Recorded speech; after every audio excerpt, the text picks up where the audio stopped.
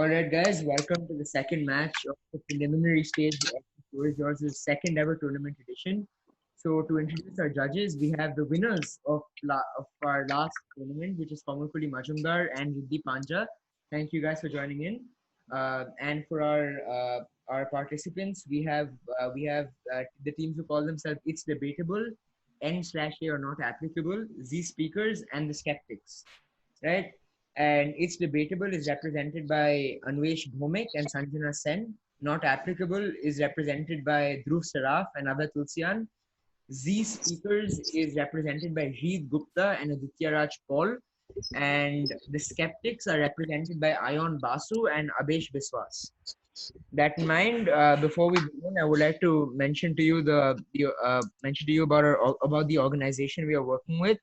We are working with Project Suffer and a social organization, student-run initiative designed to help migrant workers return to return to the place where they live safely during this pandemic. And so far, they've been running for a short time now, but they've transported over 163 people to their homes and are set to send over another 150 by the end of this month itself. So they are doing a truly splendid job, and that was our sending all the proceeds from this tournament over to them.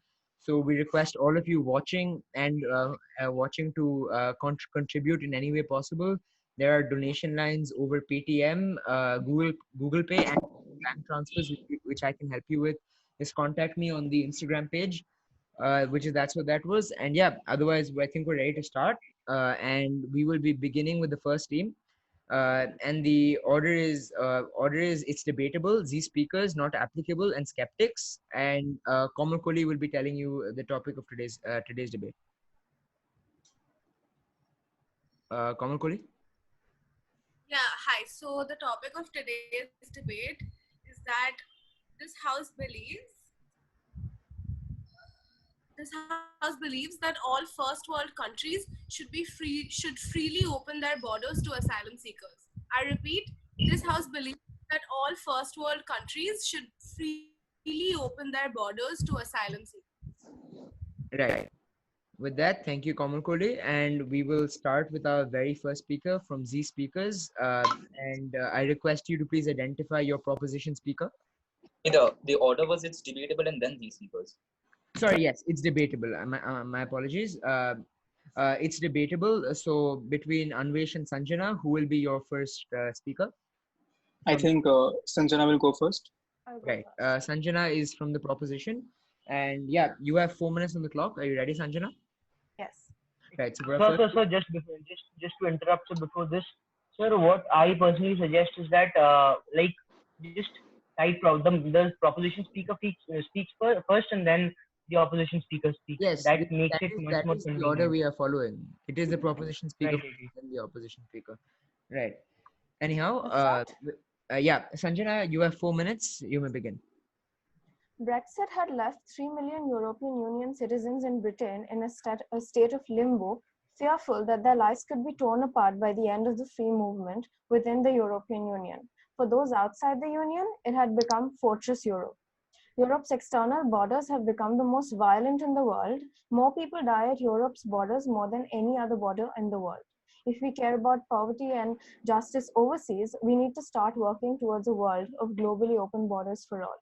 Ladies and gentlemen, I am Sanjana Sen, and today I'll be speaking for the motion. The very first reason as to why we must establish open borders globally is that borders unto themselves are a form of global apartheid. Borders preserve the privilege of the wealthy at the expense of the poor. The world's poorest people restricting their access to the resources and opportunities available in wealthy countries. Modern immigration rules exist to enable those in power to keep out anyone deemed unwanted. The first such law in Britain was the 1905 Aliens Act, giving Britain the power to prevent the landing of undesirable immigrants, widely acknowledged to have been aimed at curbing the Jewish migrants, which were the unwanted migrants of that era. Likewise, Britain's border regime today is focused on keeping out undesirable people. Punitive immigration policies mean that families are routinely torn apart for not having enough money, and people are criminalized simply for seeking safety, asylum, or a better life. Borders don't prevent people migrating. They simply make their journeys harder and often force them into the hands of smugglers. Many of these people left their homes because of reasons beyond their control, whether that was conflict, poverty, economic injustice, or climate change. The UN's Refugee Agency estimates that 20 people are forced to flee their homes every second. The second reason is borders produce violence but do not stop immigration. The number of people dying while crossing borders has reached unprecedented levels. In 2016, over 5,000 people died in the Mediterranean region attempting to reach Europe. Instead of offering them safety, Europe invited them to flee to Africa, Asia, or even Asia Minor. The result, a naval mission following the seas near Libya in order to stop, search, and destroy smugglers' boats has only made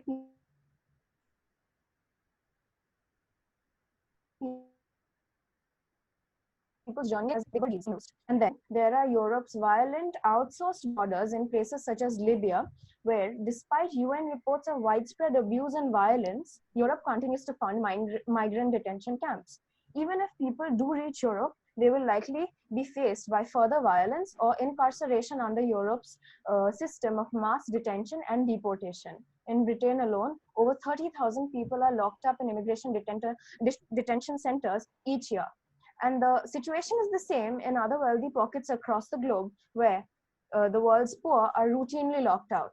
Australia notoriously sends people seeking asylum to outsourced detention camps in Papua New Guinea, while USA operates the largest immigration detention center, which locks up about 350,000 people every year.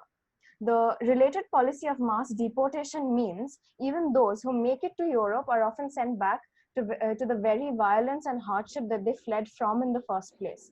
Europe's deadly deportation schemes, such as the Joint Way Forward deal with Afghanistan, um, means that people are returned to countries where they risk persecution, torture, and even death. The third reason is that open borders would make the world a richer place. According to economist Michael Clemens, opening the world's borders could double the global GDP. That is because the change in a worker's location to a higher value. Sanjana, please wrap up. All right. So I'd like to conclude saying that instead of building borders, we should organize and fight for the rights for all working people and do away with economic disparity, irrespective of whatever the migrant workers' country of origin be. Thank you. Right. Thank you very much, Sanjana. And we will now be moving forward with her teammates' speech. And we will take all questions, as I said, for each participant from each duo at the end of every speech. At the end of the both members of the duo. I have a clarification, Suryansh. Right. Go ahead, Ava. Yeah. So when it comes to asking questions, are speakers who in their speech as part of the proposition allowed to question another member of the proposition from the stance of the opposition? Well, that is In more proper format debates, ideally speaking, no. don't But they allow what that? you choose to ask in your question is totally up to you. I think there are internet issues. Um,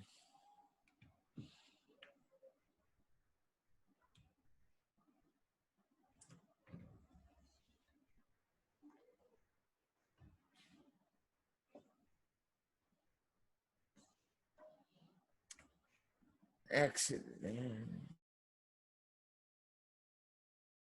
Really open their borders, right? Yes. All first world countries should freely open their borders to asylum seekers. Right. Yes. I'm sorry. I think I had some internet issues. Right. That in mind. Yes. Ava, to answer what you were saying, ideally, no, but ideally not. But what you choose to ask in your question is totally at your own discretion. Right. Now that in mind, we will now be moving forward with Sanjana's teammate, which is Anvesh Bhumik. Anvesh, you have 4 minutes on the clock. Are you ready? Yes. Okay. You may begin. So delegates, I'm sorry. So participants, good afternoon to all. As the proposition may argue on basis of several human rights conventions and human rights notations that prove the countries that should allow asylum seekers, but I think they should not. I am Anvesh Bhomik and I will be speaking against the motion. Let's talk about the policy of several industrialized and first world countries and what they have going on right now.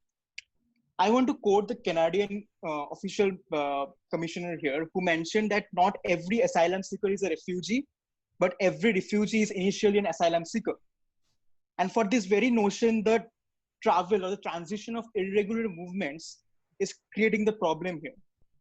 What basically happens is that asylum seekers, when they approach the notion or the sympathy of transnational borders, they have a tendency to move into a country without resorting to proper documentation.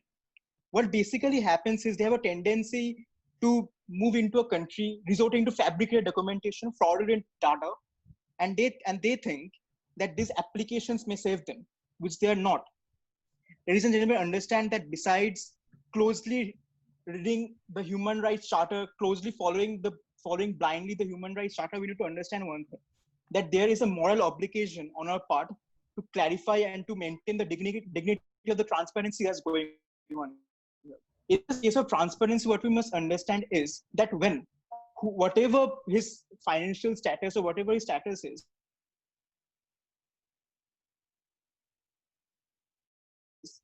a legal obligation by this nation, he is being evaluated. And when he is being evaluated, he should not seek an community service or transmission help into another country. It is authorities are often misled that asylum seekers do need proper justification. Yet what happens is the very uncommon notion here is very confounding. Another concept I want to clarify here is that after the Syrian civil war, what happened was there was a transnational border crisis. And in that transnational border crisis, what happened was each and every day, nearly 519 million, 519 civilians of Syrians, they transported to this transnational border medical detention camps. And as a result, what happened was the recovery rate was only 10%. Now tell me something. Do you want a transnational policy or do you want a transborder policy where the system is not good enough, or which is even in the sole basis, in the core interior of it, hampering the medical facilities of the first world countries itself? You may label the nations as first world. Consider the nations also. They are being accountable to a limited population, to a limited population only. And my next argument on the constructive will be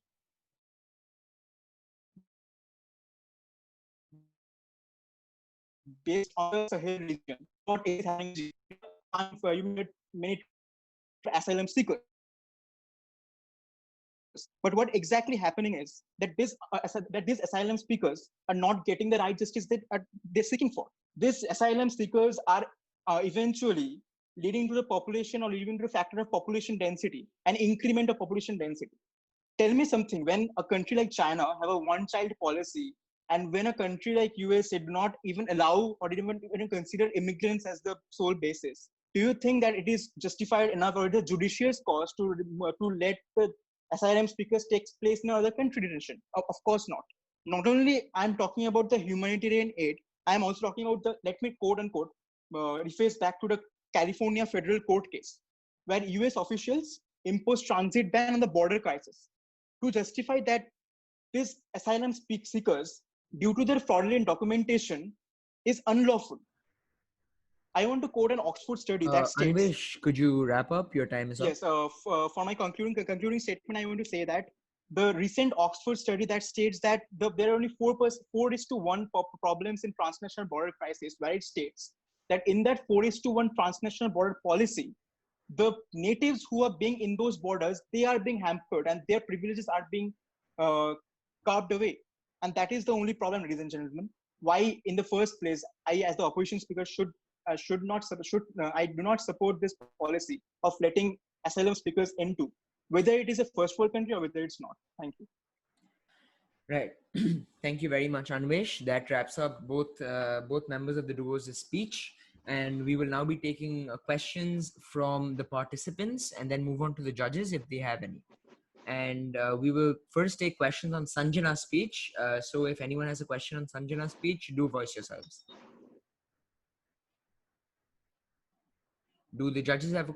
Okay, Aditya does. Aditya, go ahead.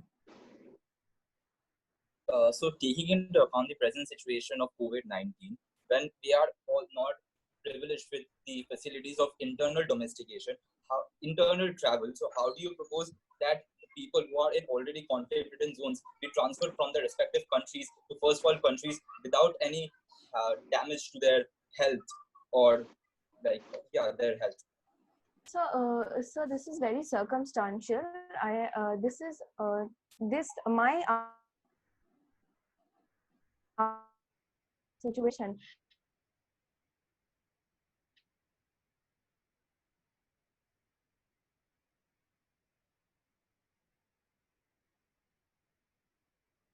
International migration is feasible.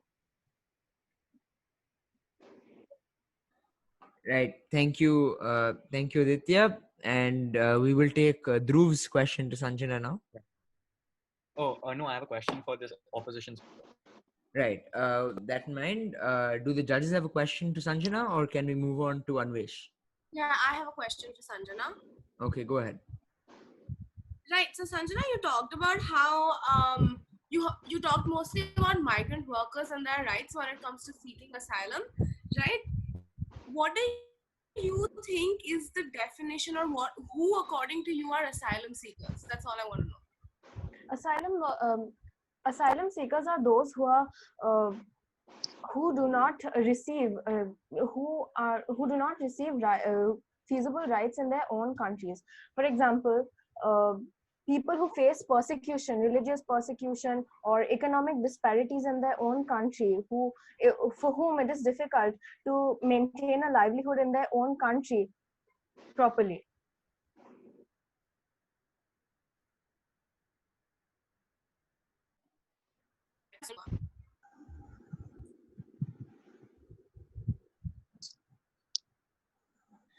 Right. Thank you. Thank you, Common Kole. Riddhi, do you have a question?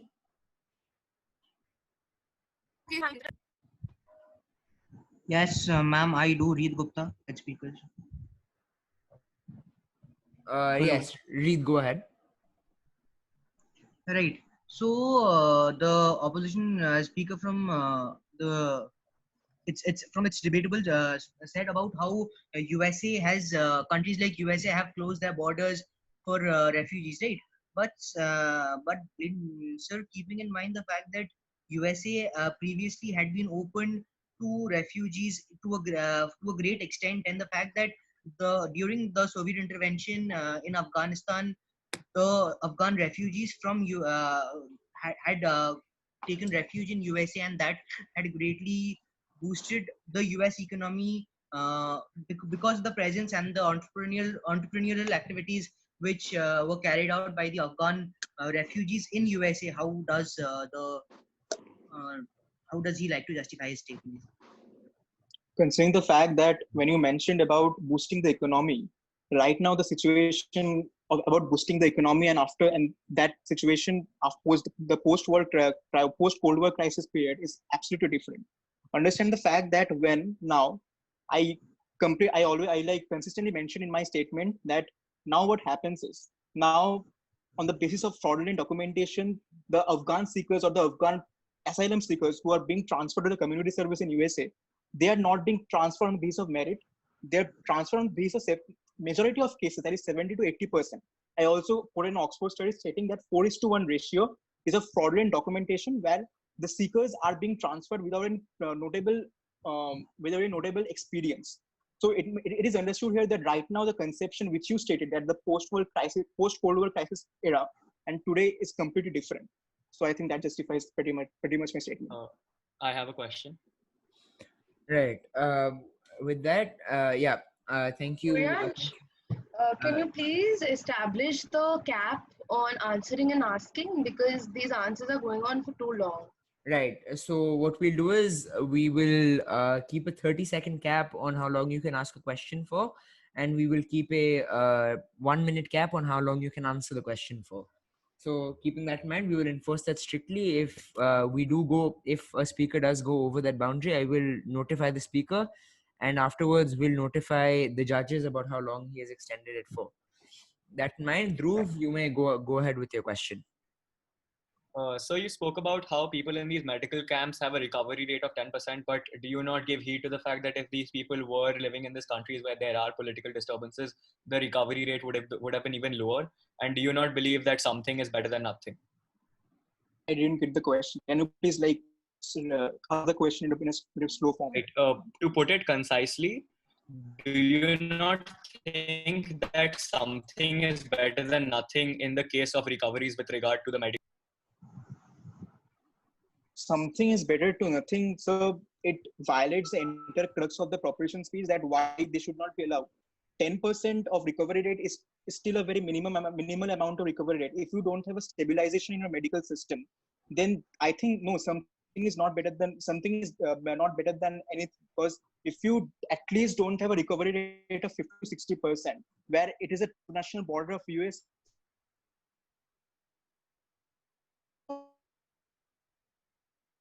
or Canada, I don't think that's really. Suryansh, are you there? Yes, I'm sorry, my internet is a bit poor right now. But Same here, man. Same. I think Kohli could take over for a second until my net recovers. Riddhi or Kohli, as a matter of fact. Kohli, go ahead. All right, I'll move on then. I believe the next team is it's debate. Oh, is it not applicable? Is that the next team? It's No, it's ma'am. No, The no, next these team is Z speakers. speakers. Oh, Z speakers. Okay, who's going first from Z speakers? Ma'am, Reed Gupta. All right, Jeet, go ahead. Right. So, ladies and gentlemen, firstly, as we have seen, as we have heard from the proposition speaker, the last proposition speaker, what she generally stated was the just the situation of migrant workers in Europe. But, ladies and gentlemen, what we must consider here is that we should take a more generic approach towards the whole situation as a whole, right? So, members of the house, what we must realize is that when it comes to the accepting of refugees by first world countries, it is more of a two-faced scenario, being that when we look at it from the refugee perspective. So when we look at the acceptance of refugees perspective, what it generally ensures is that it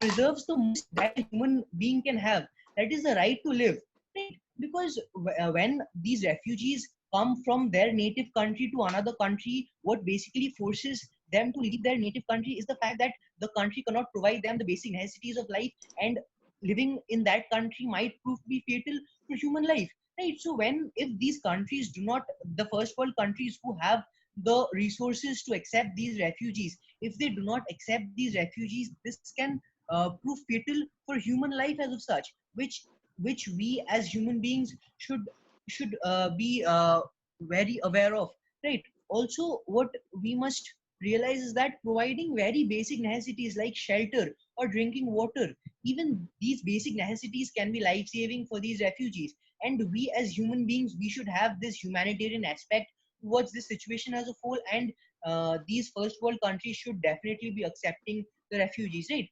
Now if we look at the other side of it, and if we look at the scenario from the from the perspective of the countries which are accepting these refugees. Now what we see here is that when these accepting host countries provide education and other basic facilities to the refugees, what happens is that these refugees, they get integrated into the country's skilled workforce, right? And when the workforce of a country, the skill level of the workforce of a country increases, what happens is the economy of the country gets boost, and which is beneficial for both the refugee and the host country, right? So it is more of a symbiotic relationship that the refugee and the host country shares, because it's a win-win situation for both the sides, right? So what the host country should do is they should properly accept these refugees and provide them with the basic facilities like education, and this can be beneficial for both the parties. Also, what happens is that when these migrants they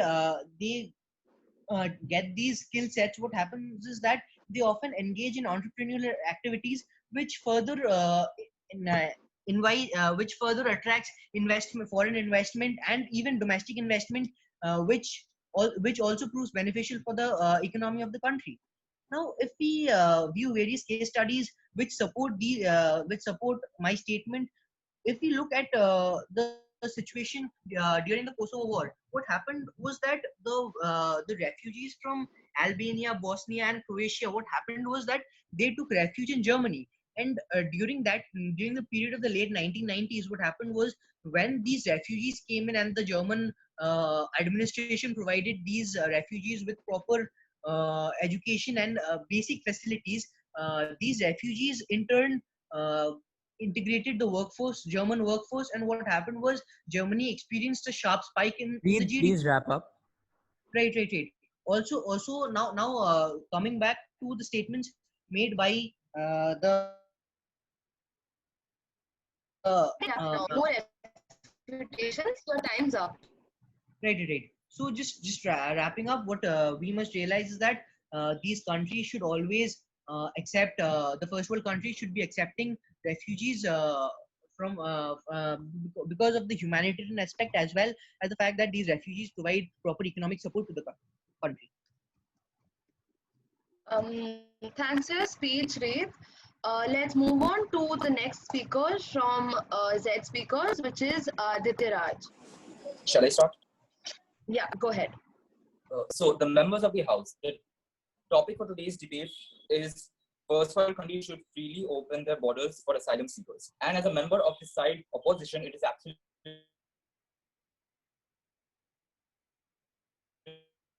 imperative. First and foremost, we must understand that countries take responsibility for the people who are being dislocated, have to pay their food, shelter, health, as well as employment. Now, one might argue that these first world countries are extremely privileged. They already have a lot of money. But I would like to point out that after some point of time, they will not be able to sustain the extra burden of people that are already living in their country without providing them employment. And ultimately, they will have to provide them employment. So I acknowledge I would like to acknowledge that all the first world countries, they are extensively machine-based. They have extensively machine-based industries, and they do not depend on a very large labor force. So, and when these people, they are displaced from extremely war zones or very disturbed places, they do not have a preliminary education system, or they have very disturbed background. So they will not be able to integrate the people, the asylum seekers, immediately have specific trained, like specific or schools where they are going to train them and make them eligible for them to be enforced into the workplace, which is also another burden for the first world countries. I would like to say that because of the present situation, there are already very high unemployment rates even in the first world countries. Take for example, and because of the very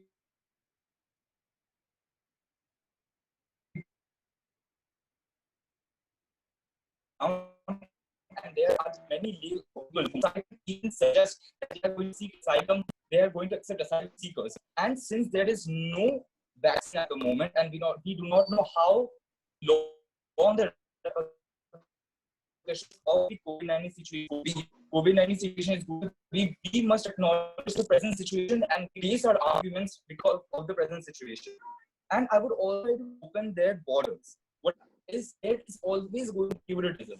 What happened in the European crisis was most of the refugees or the asylum seekers, they went to Hungary, Greece, or Germany, and in that way, the uh, burden of maintaining or giving them a sustainable life was disproportionate, and that is why economies they had to suffer. The economies of the countries had to suffer. And I would also like to point out another case study that the refugee seekers in Turkey came from Jordan. When the asylum seekers came into refugees or the asylum seekers, they went to Hungary, Greece, or Germany. And in that way, the uh, burden of maintaining or giving them a sustainable life was disproportionate, and that is why economies they had to suffer. The economies of the countries had to suffer. And I would also like to point out another case study that the refugee seekers in Turkey that came from Jordan, the asylum seekers came into Turkey, there was a sharp rise in the crime rates that were prevalent in Turkey. So Turkey is absolutely famous for its bazaars. So what happened that these asylum seekers, they went to bazaars and they threatened to steal from there. And just because they have come from a very disturbed background and they do not have like moral education, I'm not going to point out that everyone is bad, but since there was a sharp rise and there was a rise in cases of crime, there were rising crime rates. And overall, because of the present situation, I would also like to point out that it will be very difficult to actually uh, make them come and dislocate them from the present places to the first world countries because there any established like a extremely Dityaraj, safe wrap up. international travel as of now. And learning from the European refugee crisis, we have to acknowledge that there isn't a present framework that is going to monitor them, and also there aren't present laws that are going to seek the betterment of the Dityaraj, wrap refugees. up. So by that, I conclude my statement. Thank you. Suryansh, are you okay to take over or should I go ahead? Riddhi, take over. My internet is very choppy for everyone, so I think it's All right. as soon as it's back. Don't worry about it. Let's move into the question round. Let's have questions from the participants first, and then if we have any, we'll ask. Does anyone have questions for Reed, who was proposition speaker?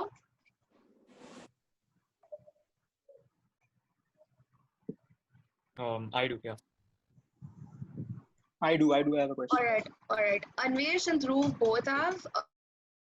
Let's have. Could I request the moderator to, instead of having people unmute and state that they would like to ask a question, just ask everyone to raise their hands if they have a question?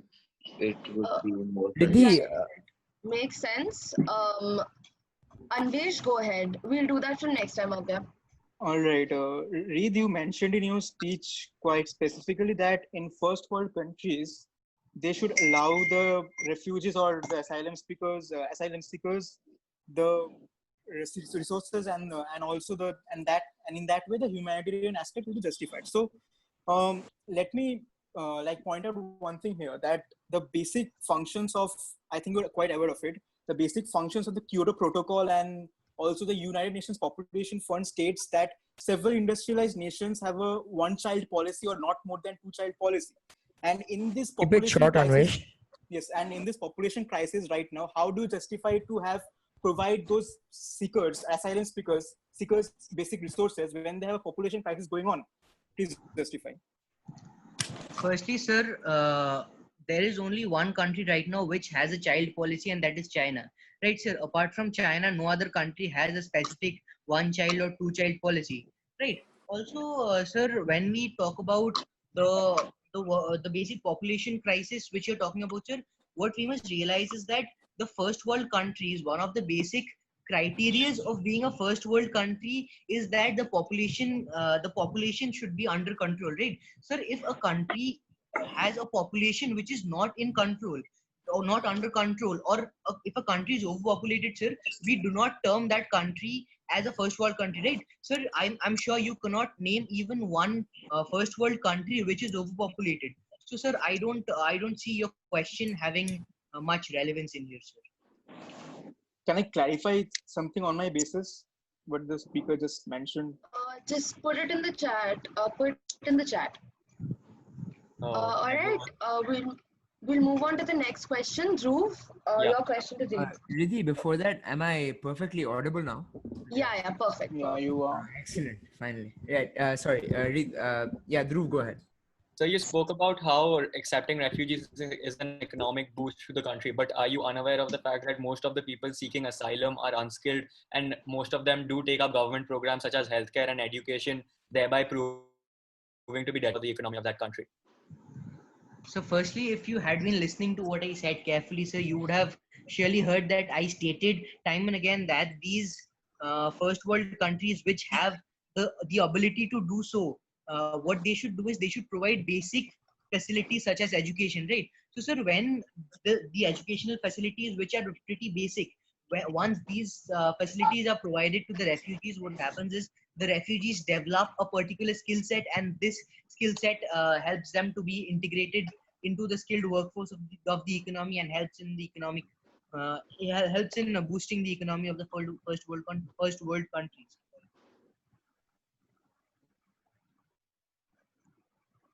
Hello. Right. We got. Yeah. Thank you Hello. for. Hello.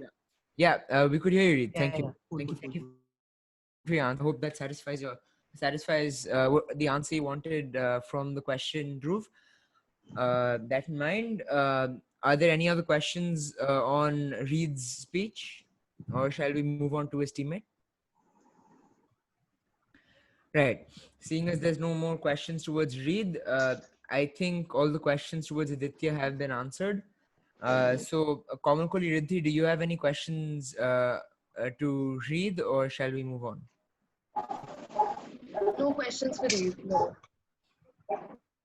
Koli? Yeah, we can move on. Right. That in mind, we have now come to the end of the speeches from It's Debatable as well as Z speakers. And Suryansh, nobody has asked questions to Aditya Raj. oh, right. I'm sorry. My net was choppy. I thought it was done. Right. So I think we'll take questions on Aditya Raj's speech now. Are there any participants with questions towards Aditya Raj? You may voice yourself because I don't see any raised hands. Right. Komal Riddhi, do you have questions towards Aditya Raj? Riddhi, do you have one? No, I don't. Yeah, I have a question for I Aditya. have a question Go as ahead. well. I raised my hand. Oh, right. I didn't see it. I got it, You and then can I please can keep ask your one. camera on. So, yeah, Yeah. go ahead. Okay. Thank you for your speech, Aditya Raj. One of your primary constructives was that first world countries will not be able to sustain refugees because refugees are typically carry out unskilled labor and have not the same level of education, right? Considering, let's take repeatedly refer to the USA as a first world country. So let's take the USA as our example for this. Can you Right? restate that last sentence? Yes. You got like. May I? Say again. Would you like me to repeat? Yeah, go ahead. Yeah. So you were talking. You cited the USA as the example, as an example of a first world country. So let's go with that. Driving a truck, which is obviously unskilled labor, is the most common job in 29 US states.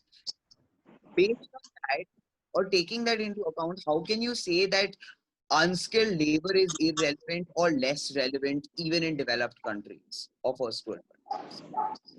So another of my constructive was that the unemployment rate in America as well as other first world countries is already very high. So if they can't provide employment to their own citizens, why would they want to take the burden of asylum seekers?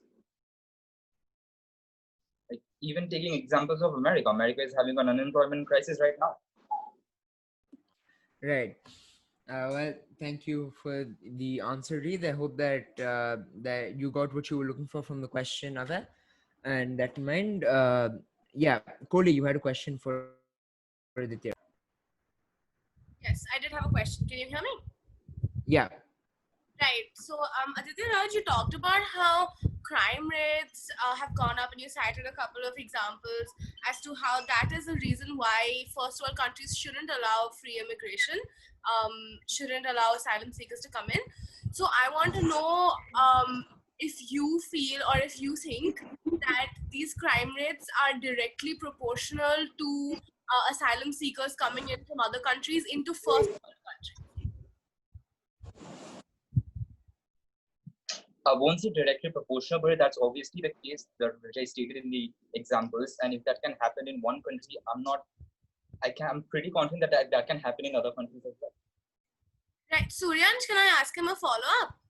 Yeah, sure. Go ahead. Right. So then, according to that answer, then don't you feel that it's the responsibility of the host country or the first world country, so as to say here, to be able to have the proper police force to curb these crimes rather than making these asylum seekers stay in the terrible conditions that they're coming from? Or is it like a Yeah, possible enough reason for them to deny them asylum?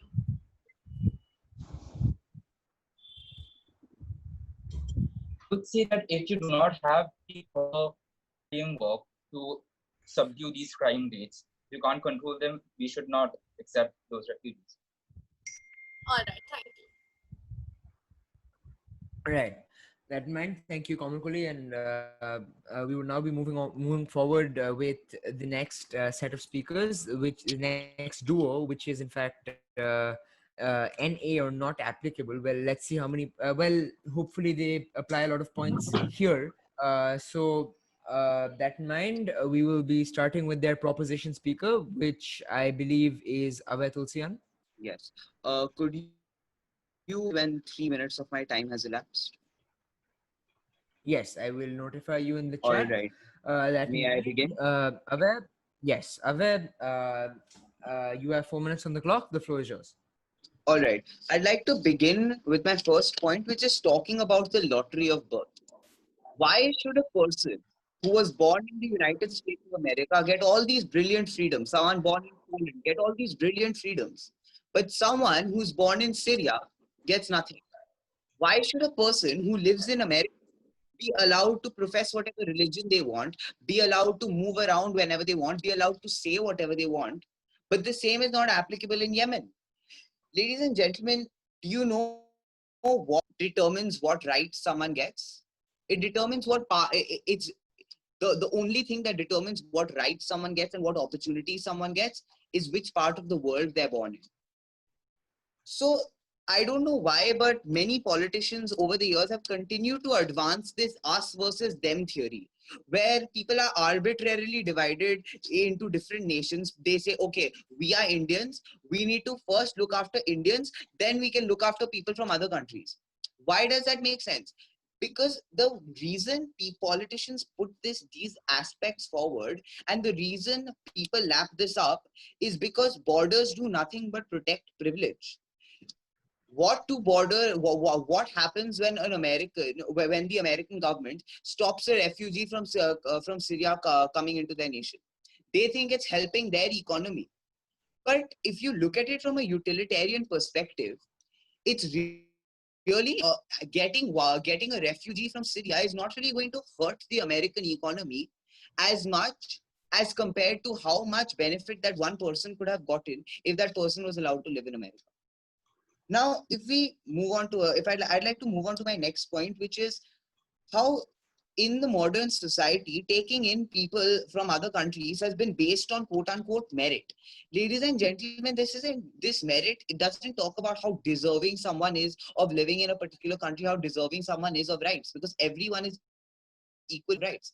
The way the immigration system works today and the way refugee seeking people and asylum works today is people who have money are able to move around the world, go wherever they want, buy citizenship in whatever country they want.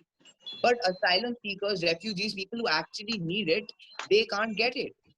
I don't know why people think that, okay, if you get a lot of refugees, your economy will become worse. Economists in Denmark followed the wages and employment of every single worker in the country from 1991 to 2008. Monitored the impact of large-scale influxes of refugees. And what did they find? They found that low skilled wages and employment actually rose in response to influx of refugees. Ladies and gentlemen, I don't know why this concept of this is my country, therefore I deserve, I am an American, so I deserve all of these rights. And I can't have someone from another country who's been living in poverty, who's been living in an oppressed society for years, they're not going to be allowed to come here. I'd like to also respond to a lot of the arguments which have been made by the opposition. For the first speaker of the opposition spoke about how people come in based on fabricated documents and it is our moral obligation to reduce this. Ladies and gentlemen, as soon as you talk about open borders for refugees and open borders for asylum seekers, this entire concept of fabricated documents goes away. Why do people use fabricated documents to come in? Because they know that if they're giving their real information, if they're giving their real documents, then people are not going to let them come in. Why? Because they're not going to help the economy as much. Ladies and gentlemen, I don't know why a lot of the speakers and a lot of politicians hold the economy to be the end all and be all of a democracy and of a country, instead of actually thinking about how many human lives they can affect and how many human lives they can save. They also spoke about how the privilege of natives is being I would request you to wrap up. yeah. So again, look at it from a utilitarian perspective. Why, if the relative harm which it may have to a particular country, even if there is harm, which again that is disputed, is nowhere near the amount of is nowhere near the utility it would provide for that one person who's coming in. Look at it from a philosophical perspective. Why should those people living in Syria, living in Yemen, not be allowed to come to the USA, not be allowed to come to Poland? Why is there this Wrap up. distinction? That I'd like to wrap up. Thank you. Right. Thank you, Ave. That was indeed a very wholehearted speech that you delivered, and we thank you for it. That in mind, let's see what your teammate Dhruv Saraf has to say. Dhruv, like Ave, you have, and all the others, you have 4 minutes on the clock. Are you ready? Yeah. Am I audible and visible? Yes, you are audible and visible. You may begin. Right. Good evening to respected chairpersons, sir, honorable judges, members of the House, and of course, my most worthy opponents. The motion given to us today reads that this House believes that all first world countries should freely open their borders to asylum. And I, as a member of side opposition, I'm here to prove to you how baseless and invalid the motion really is. Now, most of the arguments presented by speakers of the proposition are based on the fact that the world is ideal. All of the arguments are idealists, and to be honest, all the arguments are completely utopian. Ladies and gentlemen of the House, understand that we as members of side opposition are saying in no way, shape or form are promoting the idea of completely ousting asylum seekers. We acknowledge the fact that giving refuge to these people but making their borders freely permeable to asylum seekers is something which will adversely affect not only the economy but the country as a whole and society at large. Now, ladies and gentlemen, let's bring out a clear distinction between three terms which I feel should have been brought out at the very onset of the debate. There are three kinds of borders: open borders, closed borders, and a third aspect which has been clearly negated by proposition speakers, which is a controlled border. Side proposition have completely discarded the third aspect. Controlled borders are the ones which most of the countries follow today and which continue to follow over a large period of time. There is a huge dispute on the increased security risk by and also of immigrants, which may lead to violent methods of earning for their living. Immigrants may pose a risk to the people of the host country, and their economical condition, the economical background that they come from, will obviously tend to violent methods of earning for their living. What we must also take into account is how having more citizens at any instant by immigration may result in a spike in the number of people entitled to services such as healthcare and free education. It's a huge economic problem for even those first world countries which we're talking about today. And ladies and gentlemen, what you must understand is that even though they are first world countries, the resources at their disposal aren't unlimited. There are limited resources, which is why having free borders for asylum seekers will obviously overwhelm the demands. Having refugees coming freely shall overwhelm the resources of the country, which is why the number of refugees should always be limited. Speakers of the proposition suggest that people who are lucky to be born in rich countries shouldn't be given special treatments by. Ladies and gentlemen, some things in nature can't be unarguably benevolent and equal for everyone. The speaker before me told us that the US should endeavor to give the same rights to each and every citizen of the other countries. Ladies and gentlemen, that's like saying a parent should do the equal he does for a neighbor's child as he does for his own.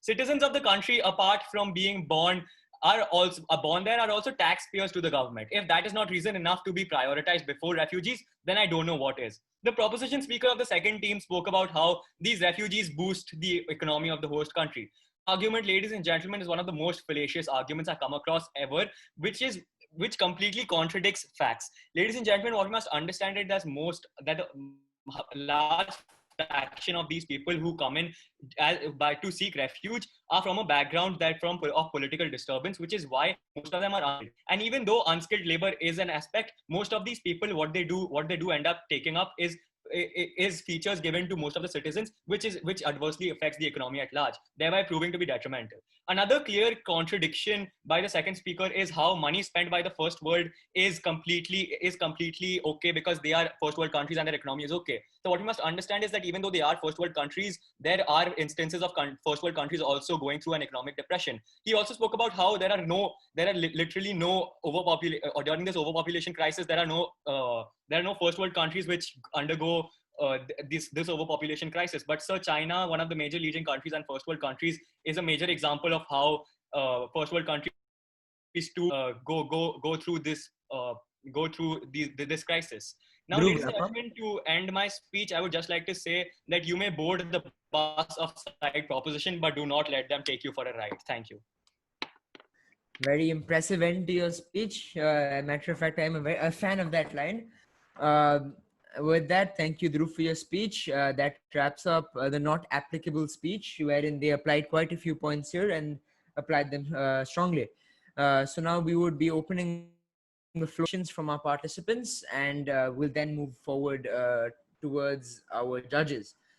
So I believe Reed has a question for That's for the opposition speaker. That's for the opposition speaker. Right. I just raised my hand in advance. Right. All right. So we'll take a question for Ave first, and then move on to Dhruv. So Anvesh, I assume you have a question for Ave? Yes, I do. Yes, go ahead. So Abhay, in the very aftermath of your speech, you mentioned that you and didn't justify the notion of my fabricated documentation, and you mentioned that you didn't support the argument. Abhay, let me clarify to you one thing.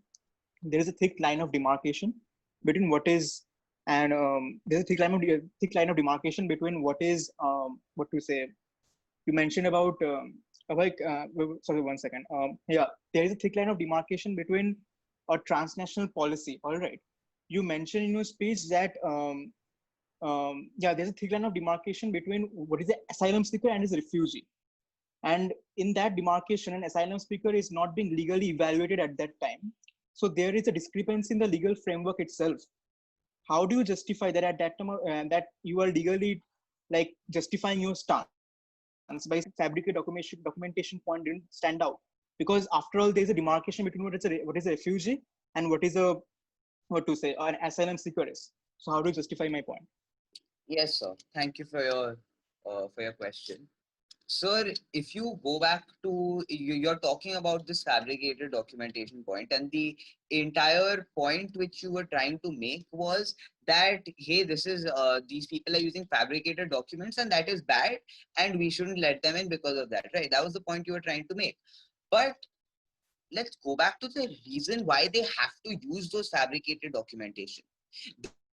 The reason have to do that is because they know that if they use their regular documentation, if they don't use fabricated documentation, they're not going to be let into the country. But as soon as you have open borders for asylum seekers, under which refugees come in, if you have open borders for asylum seekers, then this whole concept of denying someone's application doesn't come in. Therefore, this issue will not come up. It's as simple as that. Hopefully that answers your question, Anvesh. And we will, Aditya Raj, is there a question for Ave?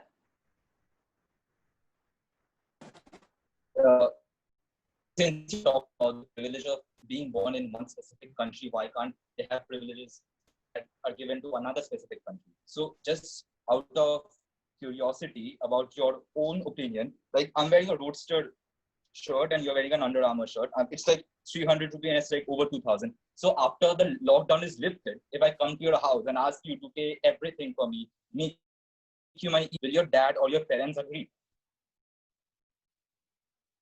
Could you like repeat your question in a concise way? I didn't really understand.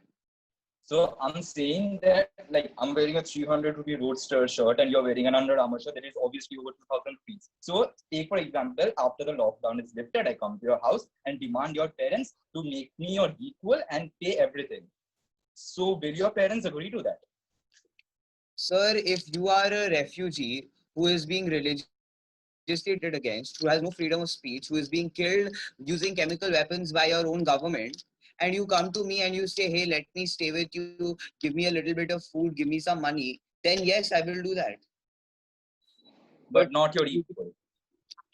sir, But not your equal. sir, I am giving you the same rights. I'm not advocating for a communist society. I'm advocating for a society where everyone gets the same rights. Thank you. Very interesting question put forward there, Dityaraj. I hope you got a suitable answer, and thank you for the answer, Ave. Very kind-hearted of you. Is there any other questions to be put forward towards Ave, or can we move on to the judges? Right. So, Komal-Koli, Riddhi, do either of you have a question? No, I think everything I wanted to talk about was already asked. Fair enough. That in mind, we would now take a question. We would now be opening the floor to questions towards Dhruv, the opposition speaker of this duo. Is there anyone with a question towards Dhruv? You may voice yourselves. I think Reed had a question. Reed, you may go ahead. Yes, sir. So, sir, firstly, are twofold questions allowed? I would. So within the time cap, sir, within the 30 seconds time cap. No twofold questions. Keep it to one question. Like sir, both the questions being very relevant to the speech, sir. No, just keep it to one question. If a follow-up, the judges will allow it. Right, sir. So, sir, so firstly, the speaker said about how the refugees should not be given the equal rights because they aren't taxpayers, right? So, sir, firstly, what we must realize is that once a refugee begins to earn, what happens is that the refugee becomes a direct taxpayer to the host country, right? So, sir, how does the speaker justify his statement? So I never for once in my speech said that the host country shouldn't give proper rights to these refugees. So I don't know how you got that from my speech, so I'll clarify it for you. So what I had mentioned in my speech was how these refugees shouldn't be prioritized over their very own government, over their very own citizens, which have been paying taxes to them for a long period of time. Obviously, these people who will be granted refuge into these countries will will obviously be given rights because they are by law seeking refuge in a country, which is obviously the moral thing of the country to give them rights. So I don't know how you got that from my speech. Thank you. Right, fair enough. That in mind, thank you for your question, Reed. I hope you found what you were looking for, and I hope Dhruv you were able to give him that. And that in mind, are there any other questions to be put forward to Dhruv, or can we move towards the judges? Right. Komal-Koli, Riddhi, do either of you have a question? Right. Dhruv, Koli, do you have a question? I have one, but if you want to ask, go ahead. Yeah, I'll go ahead then. Dhruv, since you very clearly defined the different kinds of borders, open, closed, and controlled, if we are talking about a controlled border, why does the distinction not come between someone like an economic migrant or someone who's going for a better life, as opposed to someone who is literally stateless and is fleeing from persecution?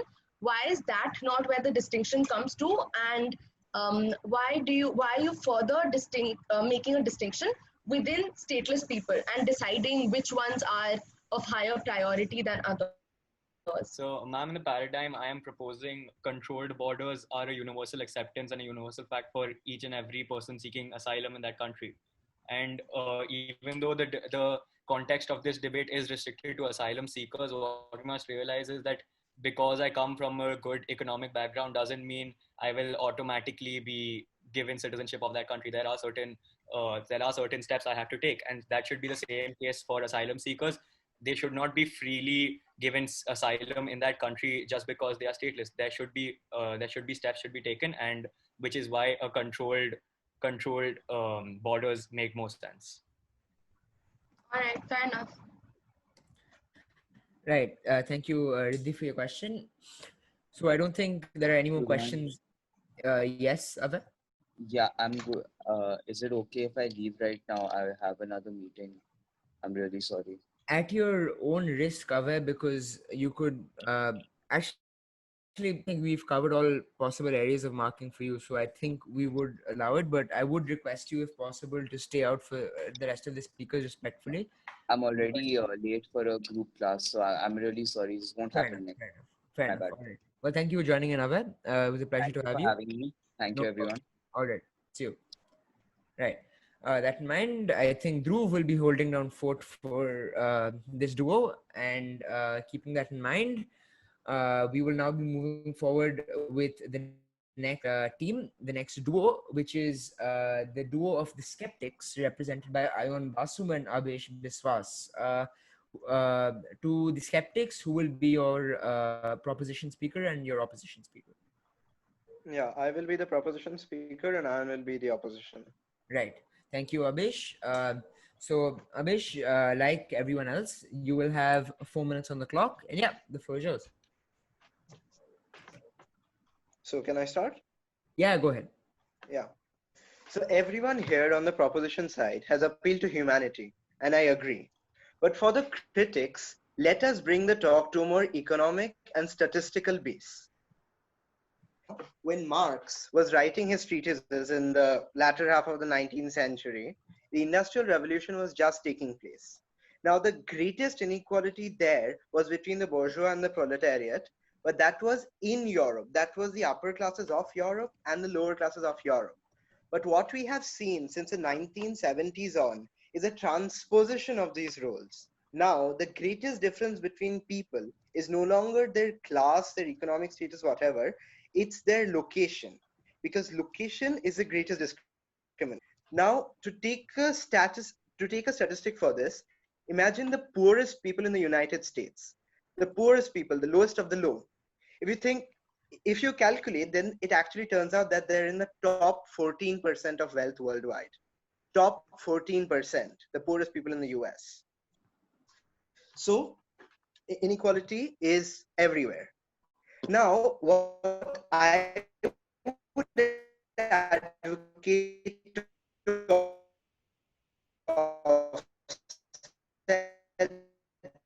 this is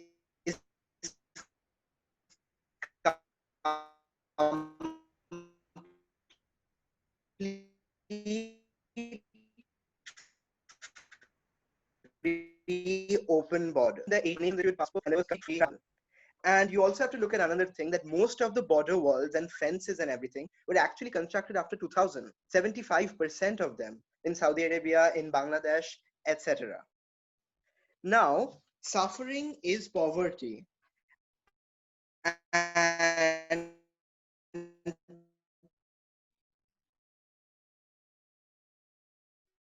poverty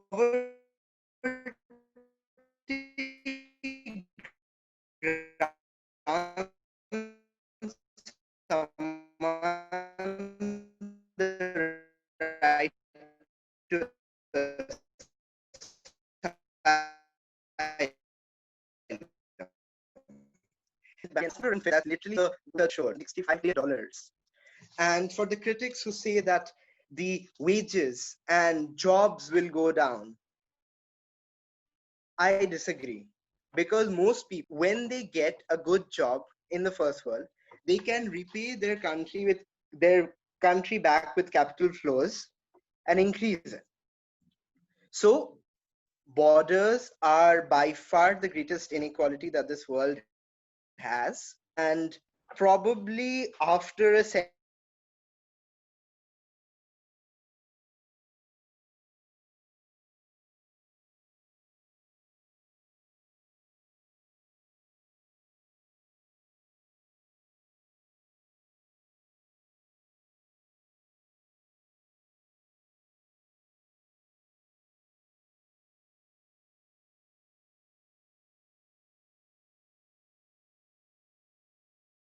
two, made by Abish. I thank you for your speech. Uh, Now we will now be moving forward to your teammate, Ayon Basu. Ayon, are you with us? Am I visible and audible? Yes, you are both visible and audible, Ayon. Ayon, are you ready for the next 4 minutes of your Yes. speech? Yes, Right. yes, I am. Great. Well then, yes, you may begin. Good evening, ladies and gentlemen. Asylum seekers, as the first speaker of the proposition clearly defined, are people who essentially fled their home country because of war or other factors harming them or their family, entered another country and applied there for asylum, that is international protection. From this definition, we may conclude that refugees are essentially coming from areas having difficult socio-political conditions. Therefore, they are medium to low skill level workers.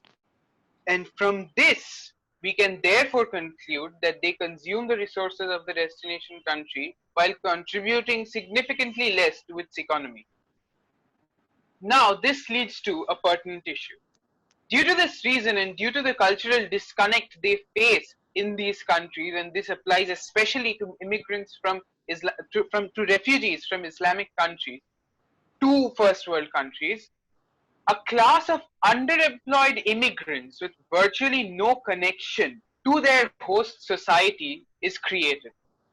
Oftentimes, these people are forced to live in ghetto areas which are looked down upon, which have severely unhealthy and unsanitary conditions of living, and which are generally unsuitable for bringing up of the children of these refugees. Now, in these scenarios, they simply look when they are discarded by their host society, when they don't know where these people simply when they don't know where to go, when they don't have a concrete societal identity, these people simply need to belong. They long to belong. They long to be identified, and they long for their culture, for their home culture rather, to be ratified. Therefore, they are easy targets of post immigration radicalization efforts. They are recruited into the ranks of these terrorist organizations very easily. This ultimately contributes to increasing the terrorist activity in the destination country. Now, ladies and gentlemen, we must realize that the terrorist activity in the destination country does not only affect the people who are native to that country, it also affects these immigrants, because several times these activities, these attacks occur in public spots which are inhabited by all sorts of people coming from all sorts of social backgrounds. Uh, we need to, this statement is also supported by the dramatic coincidence of the exponential increase in Islamic asylum seekers in the European Union with the intensification of the frequency of terror attacks in the same place. Therefore, we can see as a result of these two arguments that one, the quality of life in the destination country is falling for every resident of the country. Secondly, the increase in these terror activities is reducing life is potentially harmful to the lives of all the residents of this country. Therefore, I'd like to ask a few questions. Does the proposition not understand the implications of this on the quality of life of everyone? Do they not comprehend the fact that more lives shall be lost than saved due to these aforementioned attacks? Does the proposition not realize the grave implications of indiscriminate admission of immigrants? I'd like for the House to ponder upon these questions. Thank you.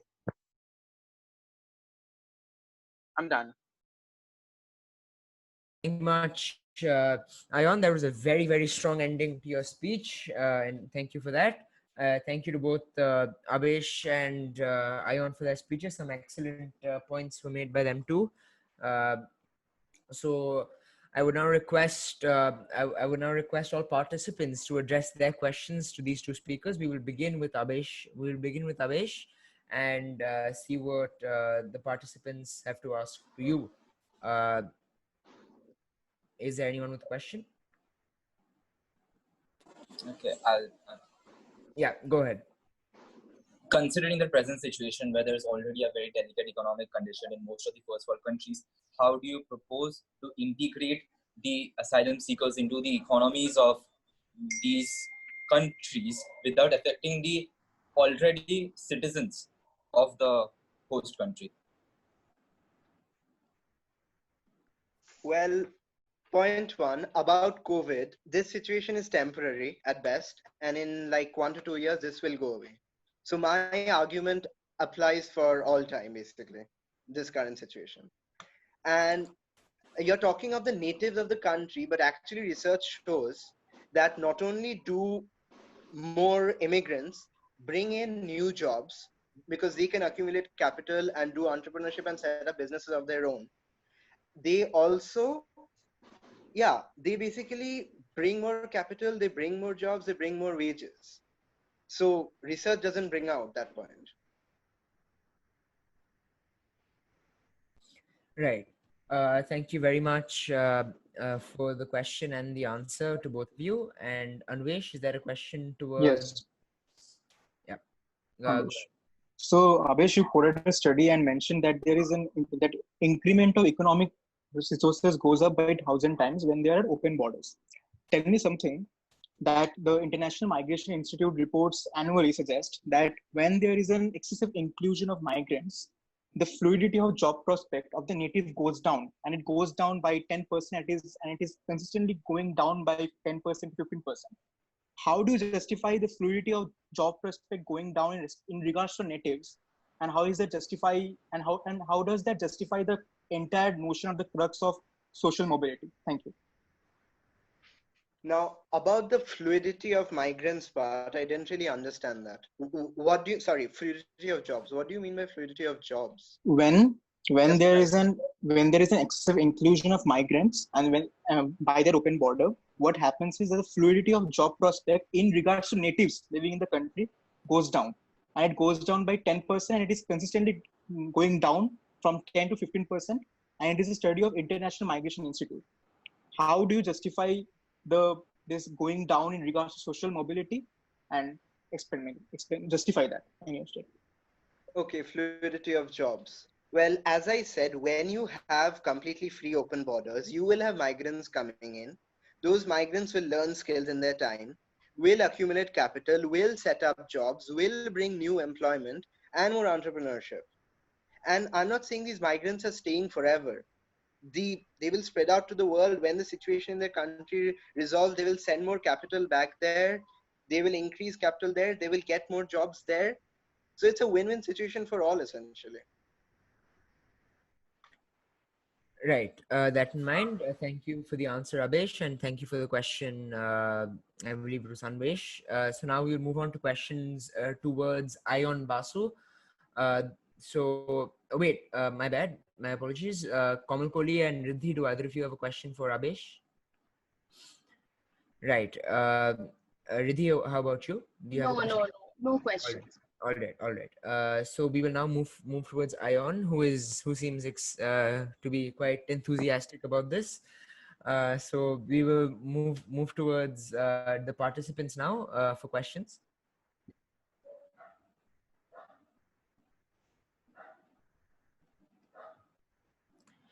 Is there anyone with a question towards Ion?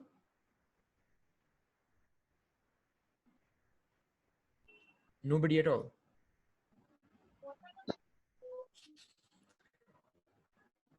Well, I assume Ion, your questions were quite stumping to our to the speakers. So we will now move towards the judges. Although you were excitedly looking upon it, let's see what the judges have to say. Kamal Kohli and Riddhi, do you have questions? No, Surya. Surya, before you ask us, I want to remind all the other participants that, like, if you guys don't ask him questions, he's going to get full marks in the rebuttal, and none of us can help it. So if you want So to I come up with remind questions, you. come up with it like now. And Yeah, no so I one's remind got you. full marks in rebuttal so far, so he's going to be the first person to get it. Yeah. So right now, does anyone have any questions for him? Please raise your hand. Alright, Aditya Raj does. Oh no. Komal or I'm from Riddhi, side opposition. How can I ask? neither of you have a question. Fine, Aditya Raj, that's fine. If you are side opposition, you can still ask him a question. It doesn't matter in Oxford style. Okay, and you don't have a question. Great. All right. So I think we'll just merge this with the next segment we have before we actually conclude. We are supposed to take questions from the participants as well. So I Oh would. no, Suryansh, I have a question for him. Oh, excellent. Go ahead, Komal. I was just waiting for one of the participants to have one. That's fine if they don't. Right. So I'm just going to ask you a question because I want to determine where your stance lies and according to you as a speaker of side opposition. Do you feel that in accordance to the reasons you gave, it is justifiable to have asylum seekers go through plenty of waiting periods in their country of persecution in those conditions so as to solve problems in host countries and not let them in? Do you think that is justifiable on humanitarian grounds in today's world? It certainly isn't, but I never mentioned that all immigration is wrong. There, even in severely impacted countries, even in countries that are severely impacted by the scourges of terrorism, disease, poverty, etc., there are skilled workers, and these workers, after proper scrutiny and screening, may be introduced and may be inducted into the host country, and in that way the alienation will be significantly lesser than if these people were medium to low skill workers, because they are one contributing to the economy of the country, and therefore a reverence is derived from that very thing. And secondly, since they have more chances of interacting with the people of the host country as a result of their jobs, their cultural integration is also better, thus leading to less chances of radicalization. Right. Suryansh, can I have a follow-up? Yeah, sure. Go ahead. Right. So, taking from what you said about skilled workers who can be better integrated. So, do you feel that in a situation which centers around persecution, considering these people would apply as asylum seekers, is it that important that we look at their level of skill or their level of being able to contribute to economic society in the host country, or look at the kind of persecution they're facing and consider their needs for having to move from their country of origin to the country they want to migrate to? Where I definitely agree that certain conditions, certain forms of persecution are too difficult to bear. But we must also understand that if we allow these people to populate the host country while not considerably contributing to the economy, this leads to overpopulation, but not sufficient economic strength to support that overpopulation, because we're talking about first world countries here, and as my previous speakers have clearly defined, first world countries are those which have their populations in check. Now, if this overpopulation problem is surfacing in these countries, these Ayan, countries are also, keep it short, please. yeah, okay, fine. To conclude, these countries are responsible for sending aids to the persecuted countries, and therefore, if the overpopulation and economic stagnation occurs in these countries, ultimately it's not beneficial for anyone. In fact, it's detrimental Right. for most other Ultimately, it is parties. not beneficial for everyone. All right. Thank you. With that, Ayan, thank you for answering. I hope you were able to satisfy your inner oxytocin. So, with Ma'am, that, can you ask the question once again? ask. Wait, what? Yeah, can you ask the question once again? I was having some Oh, network issues. right. Komakoli, could you repeat your question? My question to the last speaker. Yeah, he wanted to know No, how to entire side opposition. Oh, I haven't asked that yet. That was my question to the last speaker. They were Oh, just to sorry. Ion. Yeah. So now we have come to the close of all the speeches and all the questions towards all the debaters. And we have only one last part remaining, which is questions from the audience or the spectators. So if there are there any spectators who would like to question our speakers? If you do, you may turn on your cameras and voice yourselves.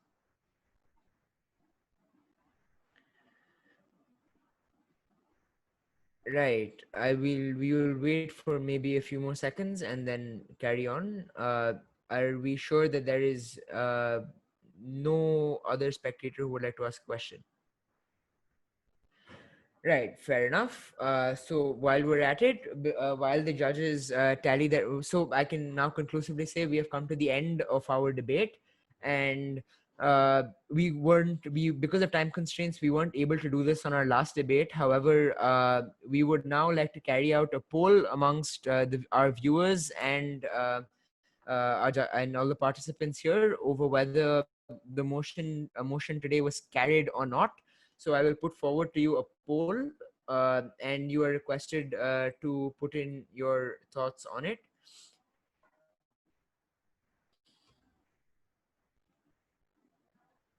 And once the vote in progress is over, we will finally move to the judges, declare the results as well as the results of the poll.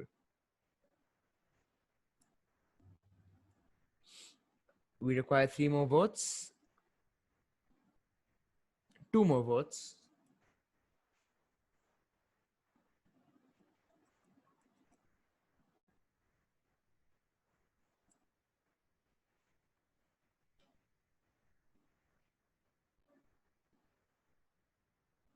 one more vote.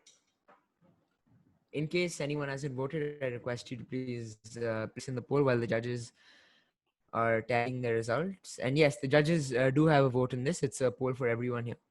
It's actually the tie-breaking vote that we have right now. Suryansh, have you voted? I don't have a vote in this. Oh, okay.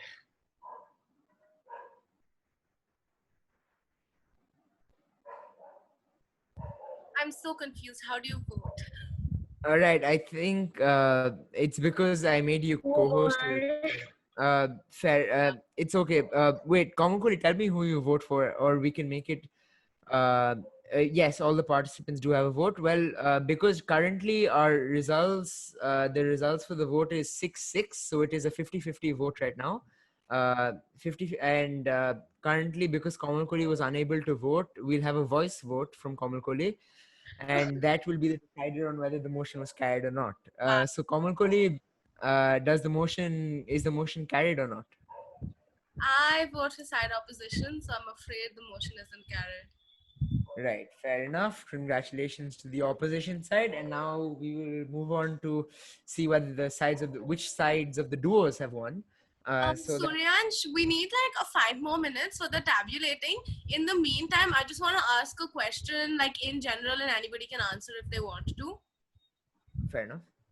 Right. So what I wanted to know in general from you guys in this debate is that when you say that first world countries are countries which are not overpopulated or have like stellar resources, don't you think that they should actually be allowing a free movement of asylum seekers? Again, remember, asylum seekers is a very specific sector of people who migrate from one country to another. So don't you think they should freely allow asylum seekers, considering the fact that they have the economic prowess, the infrastructure to go ahead and facilitate these people? Whether it's on humanitarian grounds, they also have the infrastructure to facilitate these people, so why should they not? And is it because of a fear of cultural backlash or a backlash from their own people rather than their ability to economically support these people? Can I answer that? Yeah, sure. Go ahead, Dhruv. What I think many of us, what I said in my speech as a speaker of side opposition is, I in no way, shape, or form imply that these first world countries should not take in people who seek asylum. What I specifically mentioned in my speech is there should be a cap on how many people you allow refuge in your country, because if you keep it freely permeable, as the motion does suggest, that will prove to be detrimental for society at large. Right, fair enough. Thank you, Dhruv. Also, I have some Yeah, go ahead, Ramesh. Yeah, so first of all, like I want to address to everyone, like what is the legal purview here? tell me something like from the beginning. And the motion here strongly stands as that it only focuses upon the asylum seekers, not on refugees. All right. So refugees, they have a legal obligation, they have a legal background, and they can justify their grounds or different sort of legal procedures. But on the other hand, asylum seekers, they are being on the current stage of being evaluated. So why the first world countries, without any proper evaluation, should let them in their place in the first place? That's my concern. Like, it is not a, there is not, the question of culture backlash doesn't really come here when you when you talk about the legal perspective here. All right. So when you're talking about that, the even if you like bring this case in the front of International Criminal Court of Justice, it clearly states that the unlawful activity and the unlawful movement of the borders of these immigrants, they are taking place because they are not being handed a legal report. They have no legal background. Because like the 70 to 75% passage of traveling through underground tunnels, why are this happening? Because like unlike refugees, they are they do not possess a legal obligation or legal justification. That's my point. Is I think the key word here is legal. I'm using this consistently because like I want to state is that how is this legal? How this concept of unlawful seeker is legal when you're not getting a legal evaluation? I think that my point is. Right, fair enough. Thank you very much, Anvish. Is there anyone else who has something to add, or can we see what the judges have to say with regards to what they felt about the debate? Right. Fair enough. So before we actually move on to the judges, I would like to add that, like mention once again that the Floor is Yours' second edition is also in association with Project Suffer, which is a student-run initiative once again that is working towards providing migrant workers a safe passage back to their own homes. Quite related to the debate we've had today, not entirely, but somewhat. So yeah, we've all the proceeds and the register and the money that we raise from this debate will be going to them and their cause. So we request you to help out in any way, shape, or form possible. We are accepting donations in through Paytm, Google Pay, and direct bank transfers. We can help you sort that out if you contact us on our Instagram page, and any amount of help once again is appreciated. That in mind, I will not take much more of your time, and we will move on to what Kamal Kohli and Riddhi thought about the debate, and then declare the two teams that have qualified as well as the best speaker. All right, Kohli, do you want to go first? No, it's fine. You can go first. Okay. Thanks for coming today, guys. I think everyone who came put in a significant amount of effort into researching this motion as well as figuring out how to present it, because it's not a very easy motion to start a tournament with. So kudos to all of you for preparing so well. I think some of you needed to work a little bit more on structure and style.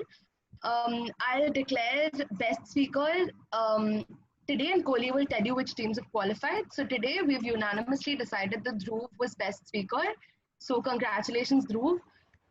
Shout out to Aditya Raj as well, because although you weren't as good as Dhruv in this round, you have a lot of potential, and we really liked what you said. All right, over to you, Kohli. Right, thanks, Riddhi. So today's been really fun. I feel like all of you guys were very, very well prepared, and you guys understood the crux of the topic very well. What I still feel that you guys need to work on a lot more is the way you structure, the way Riddhi said, like structuring is super important in a debate, because if there's no logical flow to your arguments, then you won't be able to convey your thoughts properly to the judges, and we won't be able to mark you well, even if you feel like you're making a lot of sense. With that being said, there were two standout teams when it came to the markings. And the first team that qualifies, this is in no particular order, because Suryash, do you want me to tell them who came first and who came second? Well, we did do it in the first and second order last time. So yeah, you can announce second and then first. All right. So the team that came second is the team of Z Speakers, which has, if I'm not wrong, Aditya Raj and Reed Gupta. So you guys qualify into the next round. And the team that came first is the team of Not Applicable, which has Dhruv Saraf and Avay. So congratulations to you guys. And this is a very, very good debate. I wish you guys, whoever's qualified, I wish you guys all the best of luck for the next rounds. And those of you who haven't, don't be disheartened. There's a ton of debates. Suryansh is doing a wonderful job in hosting a whole lot of debates. Keep debating. Yeah, that's about it. Yeah, thank you very much, Kohli. And yeah, I do agree and do agree with Kohli on a very to a very great extent, because I do believe that both these teams and Dhruv as well excelled stunningly in this round, and I wish these two teams the best of luck for the later rounds. And for those who didn't qualify, like I mentioned in all the other debates, whether it's a tournament or not, there are going to be multiple more debates here and many others. So